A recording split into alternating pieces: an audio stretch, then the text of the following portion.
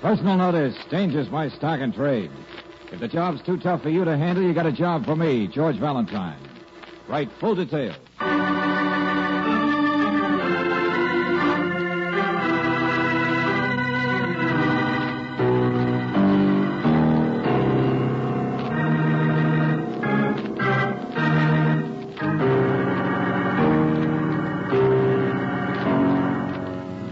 Standard Oil Company of California invites you to Let George Do It.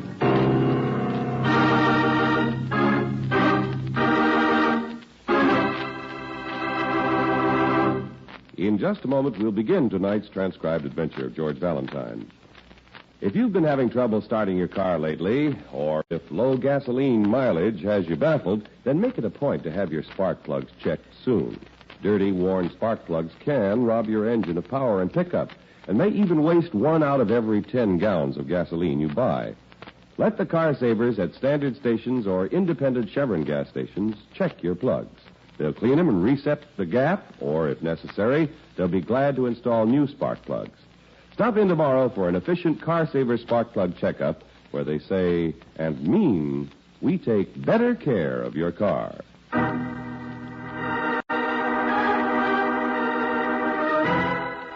And now, tonight's story, The Symbol 3, another adventure of George Valentine.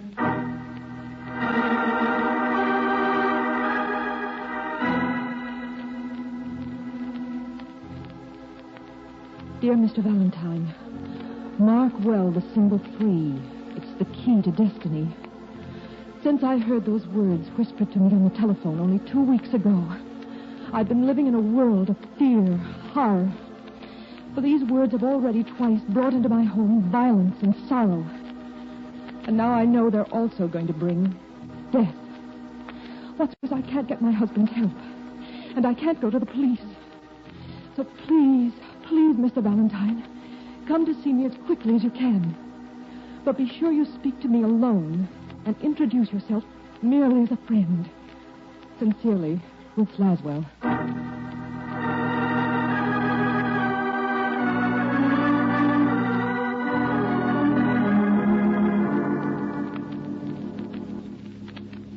Unavoidable accidents. That horrible voice on the phone predicted them each time. And I know that the accident that's Mrs. coming... Mrs. Laswell, please, if I'm to try and help you, you must start from the beginning. I'm sorry. You said that the voice first called you about 2 weeks ago. Yes. Yes, Miss Brooks. Mark well symbol 3. It's the key to destiny. That wasn't all he said, was it? No. He told me he was speaking to me because my husband would never believe what he had to say. And even though there was nothing I could do to stop the accidents, I should know about them as Martin's loving wife. Those were the words he used. You didn't recognize the voice at all, Mrs. Laswell? No, it was hoarse and low. There was no hatred in it, no emotion at all. I know it sounds crazy, but it sounded the way people usually imagine the voice of doom to sound. Uh-huh. Did he say what sort of accident would take place, Mrs. Laswell? No. Just said there would be 3 accidents to teach my husband humility. Humility? You don't know my husband, do you, Mr. Valentine? No, except by reputation. Yes, we see the signs all over. Another construction job by Martin Laswell. He's big and self-assured, with the driving force of a bulldozer. He forbade me even to speak about these accidents, let alone ask anyone for help. I see. Just what was the first of these accidents like, Mrs. Laswell? My husband's pride and joy was his Great Dane. 3 days after the voice telephoned, the dog died. Died? How? In a freak accident. Somehow he got tangled in his own leash and choked to death. But that doesn't sound possible. I know, but it happened. The dog was powerful and big, but there were no signs of a struggle. Apparently no one, certainly no stranger, came near him. But there it was. A few hours later, the voice called again. It said the first accident took place. And I'd hear from him again soon. And I gather he didn't disappoint you, Mrs. Laswell. No. No, he didn't disappoint me. He called last week on a Wednesday, and he again said, "Mark well the symbol 3. It's the key to destiny." And he hung up. What happened this time? That Saturday, our chauffeur, Johnny Givens, had an accident. He ran the car into a wall. He said he couldn't possibly explain why. There was nothing at all wrong with the car, no possible reason for the accident. He says it just happened. Luckily, he wasn't hurt badly, but he might have been killed. And the voice called you again? Just as before. He took credit for the accident. And he said he'd call once more. When did he call this time? The day before yesterday. I'm afraid Mr. Valentine's scared to death. For Martin and for me. I know the third accident will happen to someone closer to Martin. And not knowing how and when it can happen, just knowing it will happen. Ruth, I was looking for you and I... Oh, I didn't know whether there was anyone with you, Mrs. Laswell. It's all right, Mr. Dunn. Miss Brooks, Mr. Valentine, this is my husband's junior partner. And our good friend, Edwin Dunn. How do you do? Mr. Valentine, I know why you're here. And I still don't think it's a good idea. I thought getting me in the middle of this thing was supposed to be strictly between us, Mrs. Laswell. I told you Mr. Dunn is a good friend. I just didn't want Mr. Laswell to know. Oh, I see. Mr. Laswell is a fine man, but he has a violent temper, and he's almost obsessed with the idea that he doesn't need anyone's help, that he's too big for anyone to help him. And he isn't. No one is. Yeah, you're right on that score. Besides, I don't know exactly what you can do, Mr. Valentine. You can't be bodyguard for all of us. And certainly you won't be able to protect Mr. Laswell if he doesn't want you to. But you can stay here as my friends and do something. Try to find something so we don't just sit and wait. You will help me, Mr. Valentine, won't you? Yeah.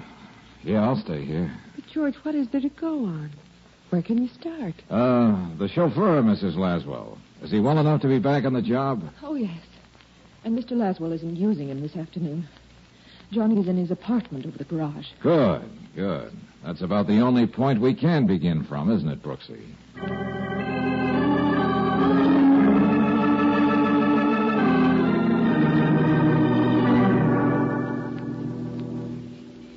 And you don't have any explanation at all for your accident, eh, Johnny? John Wesley Givens. Oh, I'm sorry. The road, was it slippery? No, Miss Brooks, not at all. Or perhaps you took the curve too sharply, Mr. Givens. There was no curve to take. It's like I said, there was no reason for me to lose control of the wheel.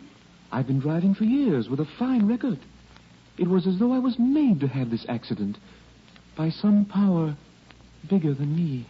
Now, Mr. Givens, you don't really believe that something, supernatural made you have that accident, do you? There are many things we don't understand, Mr. Valentine. I'm a bachelor, and I've got time to do a lot of reading. We don't even begin to guess at some of the forces that exist all around us. Yeah. For instance, I was worried about what Mr. Laswell would say about the accident. He's a big man and a violent one, and he has no patience with little people like me. What did Mr. Laswell say? Well, that's just it. Nothing. Mrs. Laswell said she'd speak to him first, and she did. And nothing at all was said about the car. Yes, sir, there are forces all around us that make all sorts of strange things happen. I think there was a simpler explanation for your boss's behavior, Mr. Givens. Well, if you ever want to sit down to have a chat with me, young man, I'll be glad to do it and lend you one of my books. You too, young lady. Oh, thanks. Thanks very much. Books make you the equal of any man. Uh-huh. You don't have any idea when Mr. Laswell will be home, do you, Mr. Givens? Oh, yes. I'm going to pick him up at the office in about a half hour. Thanks. We'll wait for him.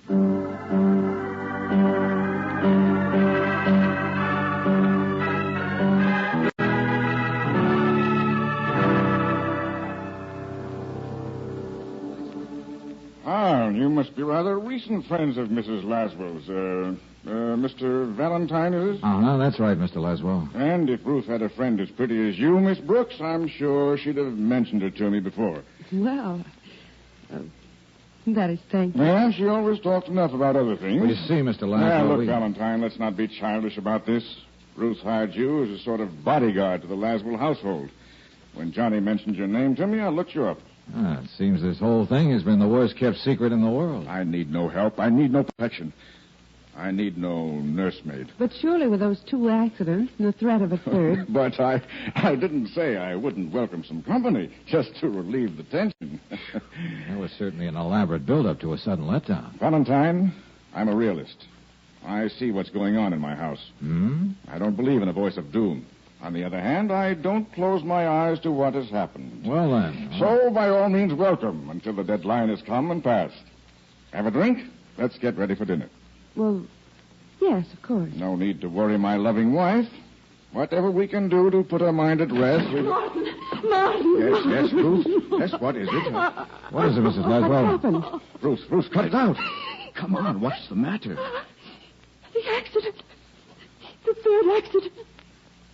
It just happened. Mark Well, the symbol 3. What happened? What are you trying to say? The watchman on your new construction job, Martin. He fell to his death with no one around him.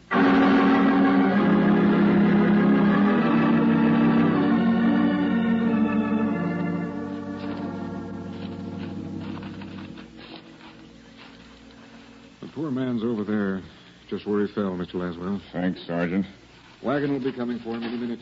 Brooksy, you'd better go back to the car and wait there with Johnny. Yes. Yes, I think so, George. I'll see you later.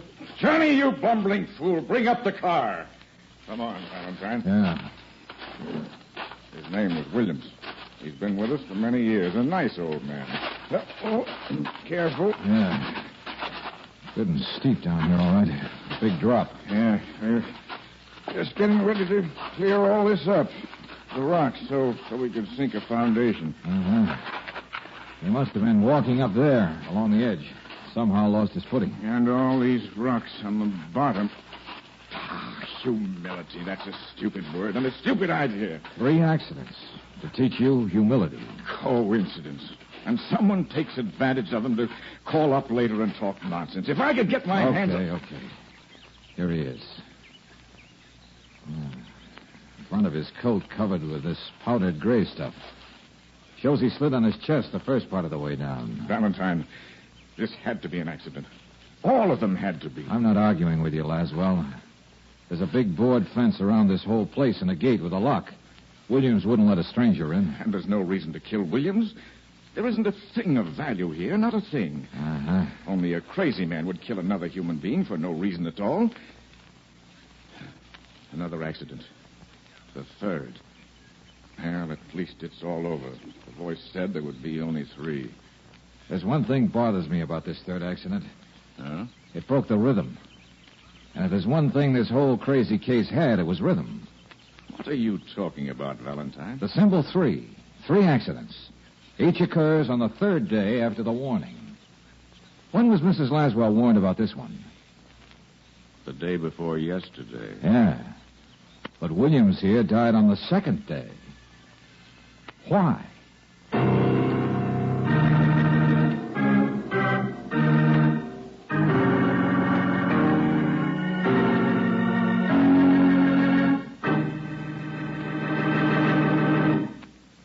We'll return to tonight's adventure of George Valentine in just a moment.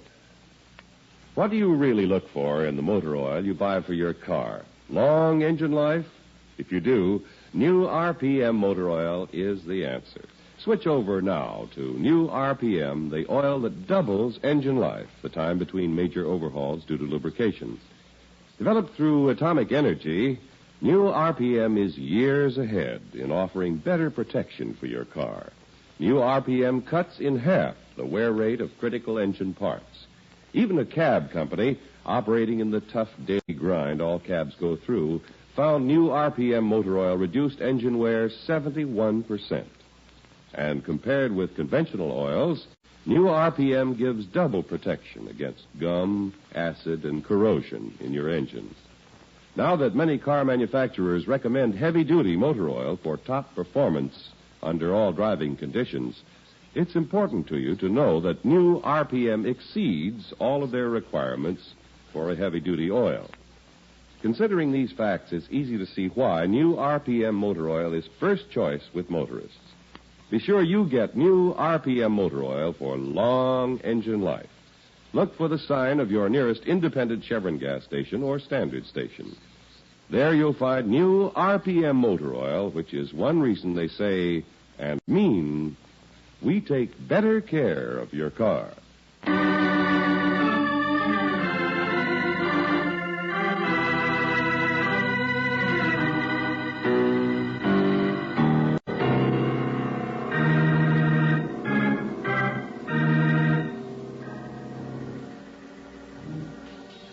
You're hired to save the wealthy Mr. and Mrs. Laswell from an accident which was promised by a mysterious voice over the telephone.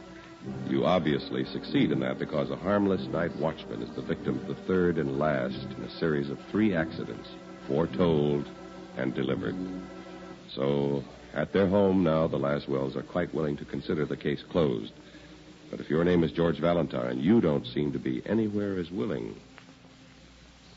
For one thing, nobody's come up with an answer to this. Why did William's accident take place 2 days after the warning, not on the 3rd day? Mr. Valentine, please. Why keep pounding on this one point? It's 8 o'clock now. The 3rd day won't begin till midnight. Have you any ideas, Mr. Dunn? As Mr. Laswell's partner, you're a little more objective. Can you venture a guess? Well, I'm afraid not. I'm inclined to agree with Mr. Laswell's thinking. I told you before, Valentine. The man on the phone was merely taking advantage of some amazing coincidences. The death of the dog, Johnny's smash-up. William's accident didn't fit this weird schedule, that's all. It'd be a 1,000,000 to 1 chance if it did. Uh-huh. I don't want to sound heartless. The poor watchman's death was horrible, so needless. But the nightmare is over, and I'm human enough to feel relieved. And the voice on the telephone? Some enemy of Mr. Laswell's. Some vicious man's idea of how to torture Mrs. Laswell. Mr. Valentine, I'm grateful for your interest and sorry for the trouble my wife has caused you.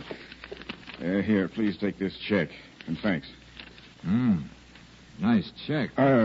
We were just going out. Dunn, Ruth and I. A quiet dinner somewhere, a few drinks. Why don't you call up Miss Brooks and join us? No thanks. I'm miserable company when something bothers me. And something bothers me.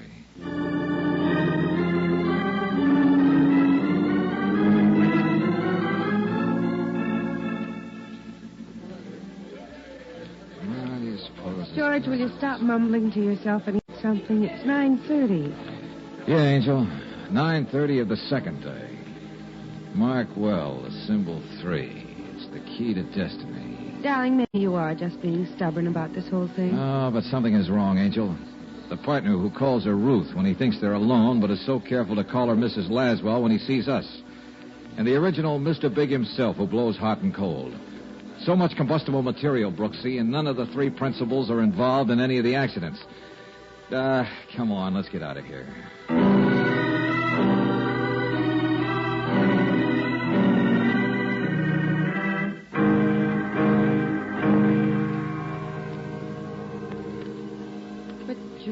Really, the morgue. Just a hunch, Angel, but what a hunch. Down this way, Mr. Valentine. They brought him in a couple hours ago. I know, Kennedy. Be right with you. I'll sit here at Mr. Kennedy's desk. There's some very interesting old copies of Life I simply mustn't miss. Yeah, okay, Brooksy. Here he is, Valentine. Williams, James. Cause of death, accidental fall. Date. That's it. His nails, his hands. That's it. Hey, Valentine. What is it? You gone crazy? No, Kennedy. A long shot just came romping home.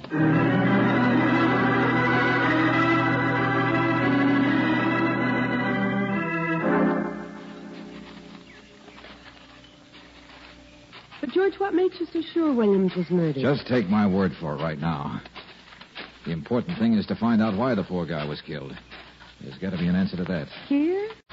The big empty place where something is going to be built is about the last place to find anything. Couldn't be a question of money. No, not very well. He didn't particularly mean anything to Martin Laswell, so his death couldn't be expected to shock the big man or hurt. George, this little shack where the watchman stays. Yeah, it's open. No, there's never anything much in one, see? Little stove, some lanterns to be filled. Just a cot, a few tools. Mm-hmm. Nothing seems to have been disturbed. He must have been hit on the head, then thrown down. No one in the world could tell the rocks didn't... What's the matter, George? In the corner. This space in the corner. Well? The dust. You can still see. There's no dust settled down. A square box stood there. And it was taken out of here probably right after Williams was killed. Square box? What about it? Another fairly standard part of equipment in the shack of a watchman on a construction job. A box of dynamite. Dynamite? Yes. That might be cause for murder. There was no signs of a struggle. Somebody was let in. Somebody whom Williams knew. The Laswells. Edwin Dunn. And now somebody has enough dynamite to really mark a symbol 3.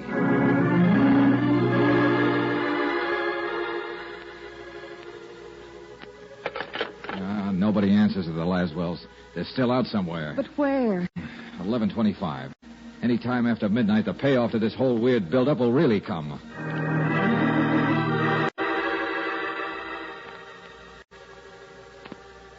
Brooksy, you get on the other phone. Call the police. Yes, George. Tell them to trace the license number of Laswell's car. Get the prowl cars and motorcycle cops to see if they can pick him up.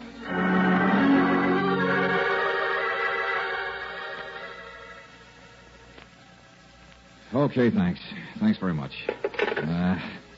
Try and guess where a millionaire might go for a quiet dinner and a few drinks.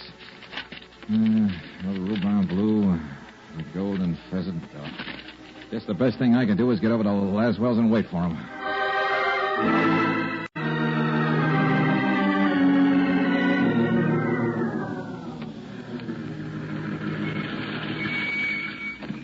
What do you know? The house is all lit up.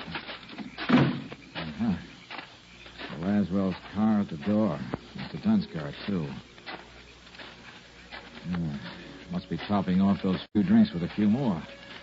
Regular celebration seems to... What? Oh. Oh!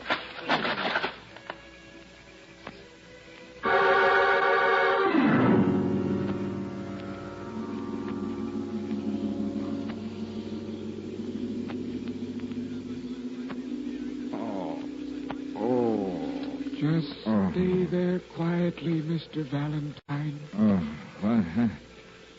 It's so dark. Hey, who are you? Where are you? I am near you. Near enough. The house is still lit up. But you dragged me away from it. Hey, where are we? In back of the house. You never noticed there's just a sheer drop to the bottom of the ravine. I gotta get into that house. Stay still. I've got a gun. You can't see me, of course, but I've got it pointed right at you. Yeah. You're not gonna let me do anything, are you? Not until it's all over. Mark well the symbol 3. It's the key to destiny. 5 minutes to 12. I'm afraid I didn't knock you out hard enough. Well, after all, you're a pretty slight little man, Johnny. What? John Wesley Gibbons, not Johnny. I'm a man, not a little child, and I'm not just a flunky who can be called whatever you wish. I guess it had to be you. Maybe I should have known sooner. You had to be the one who smacked up your own car. You move 1 inch and I'll kill you. You know I will. Yeah, I know, but don't worry. I never argue with a gun. The music is pretty, isn't it? And they don't suspect a thing. It'll take only a few minutes more. Come on now, where is the dynamite? In Mr. Laswell's car. The big, shiny car. It's right next to the house. And soon it will blow up the house. But we're far enough away, we'll be safe. Look, you're crazy as a loon, Buster. No, I'm smart. I know all sorts of things. I picked the car for a good reason, Valentine. That's where Mr. Laswell was always so big, and I was so small. Johnny the fool, Johnny the nobody. But Mrs. Laswell, Mr. Dunn, they're innocent. Stand back. Don't you move. I killed the dog, but I didn't mean to kill Williams. I just had to have the dynamite. You still have a chance to stop all this. You're a sick man. They'll treat you. They won't punish you. I told you I'm not crazy. I'm stronger than fate. Oh, it was wonderful to see them squirm. The symbol 3. 3 small things. A dog, a chauffeur, a watchman. And the king will come tumbling down. You're not big, Johnny. You're small. You were always meant to be small. Don't call me Johnny. You can only carry out orders, Johnny. You've never finished a thing in your life. Shut up. I'm going to come at you, Johnny, and take your gun away. And if you shoot me, you'll miss me. Shut up. And I'll drive the car right up here and let it go over the ravine. You hear me, Johnny? Little Johnny. Johnny. I'll kill you. Not in the state you're in, Buster. One chance is all you get, Johnny. I'm not a failure. Take that gun now. No time to argue. I only hope you gave me enough of the third day so I'll have time.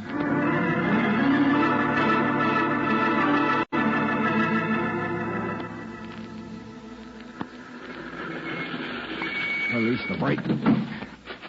Oh, tick a few seconds more, baby. Go on ticking. Go on. And one good shove over the side.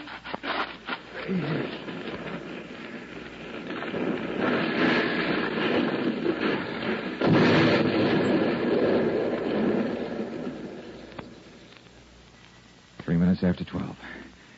Thanks for being true to the symbol of 3, Johnny. Now to tie up some real loose threads.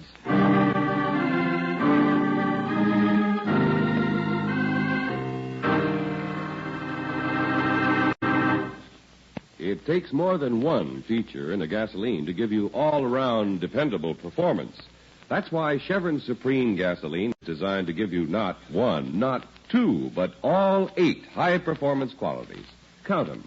Area blending, mileage, power, anti-knock, vapor lock prevention, starting, warm-up, and acceleration. For top all-around performance in your car, shift to the gas with all 8. Fill up with Chevron Supreme gasoline at standard stations and independent Chevron gas stations where they say and mean we take better care of your car.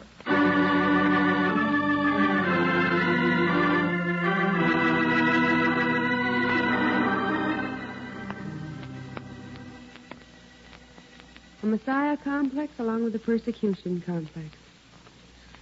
Well, it'll take the doctor some doing to try and straighten Johnny out. Yeah, he really sold himself a bill of goods, all right. George, you still didn't tell me how you knew that William's death wasn't an accident, that it had to be murder. Well, under his nails, there was none of that gray dirt we found on his jacket. Why wasn't there? If he just fell, he'd grab at anything, scratch at anything on his way down. Law of preservation. That's right. No, Brooksy, he had to be killed and then thrown down. Oh, darling, you're smart. Very smart. Gee, thanks. You're so smart that I'm proud to consider myself more than your assistant. Huh? You do think of me more as a partner, don't you? A sort of, a running mate. Sure, Angel. I was just thinking. It wouldn't be so hard for a girl to be a mate if some men wouldn't do so much running. Oh, I knew you'd get it. You see, I told you were smart.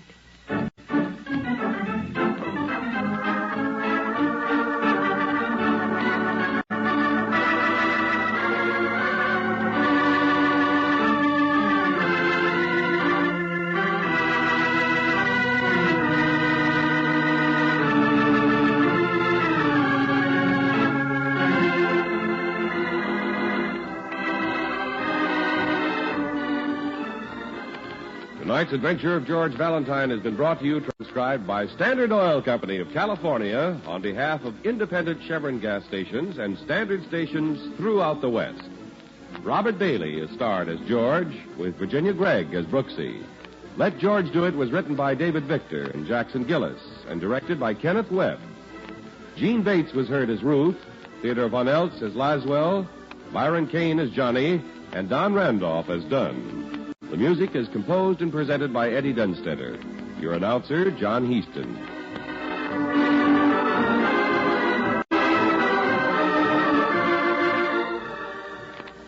Listen again next week, same time, same station, to Let George Do It. Let George Do It is heard overseas through the worldwide facilities of the Armed Forces Radio Service. This is the Mutual Don Lee Broadcasting System.